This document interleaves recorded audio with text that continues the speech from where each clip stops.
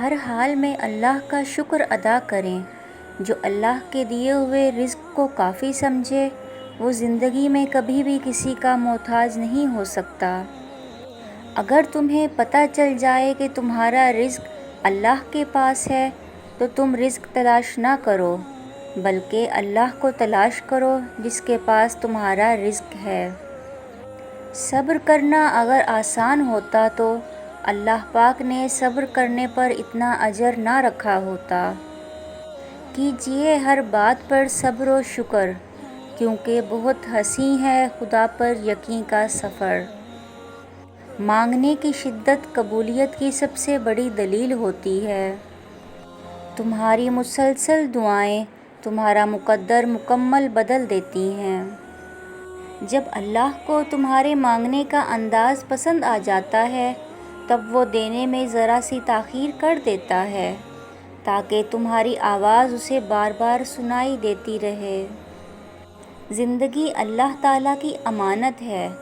ہم اپنی مرضی سے زندگی نہیں گزار سکتے۔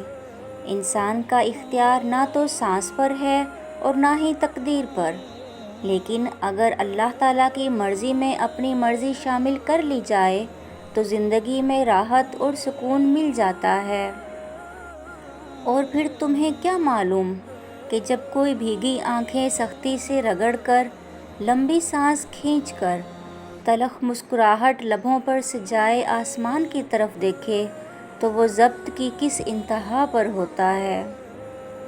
یا اللہ مغرور کرنے والا مال نہ دے اور مایوس کرنے والی غریبی نہ دے۔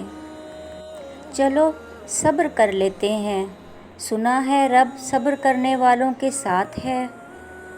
یاد رکھیں وہ انسان کبھی ناکام نہیں ہو سکتا جو اللہ پر کامل یقین اور بھروسہ رکھتا ہو۔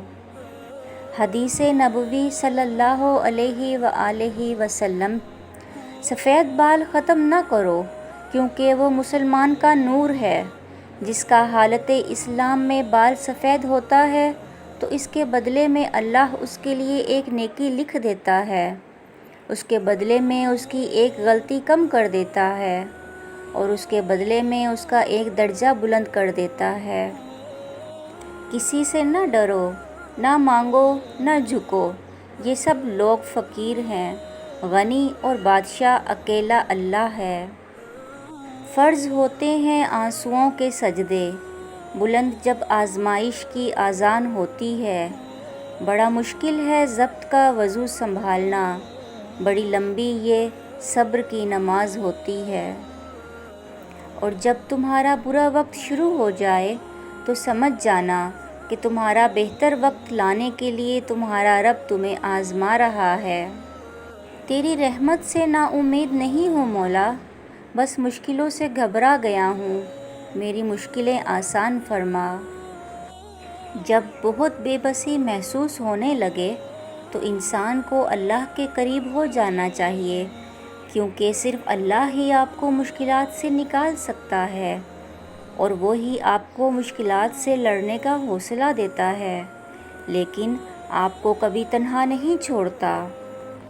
جب یقین موجود ہے تو بے یقینی کیوں؟ جب پتہ ہے کہ اللہ ہر وقت ہمارے ساتھ ہے تو شک اور نا امیدی کیوں؟ جب وہ آپ کی پکار سنتا ہے تو پھر اتنی بے چینی اور پریشانی کیوں؟ میں کرتا رہوں گا تیرا شکر میرے مولا، میری زندگی نے جب تک وفا کی، مجھے ہے آس بخشش کی اس سے، رحم کرنا عادت ہے میرے اللہ کی۔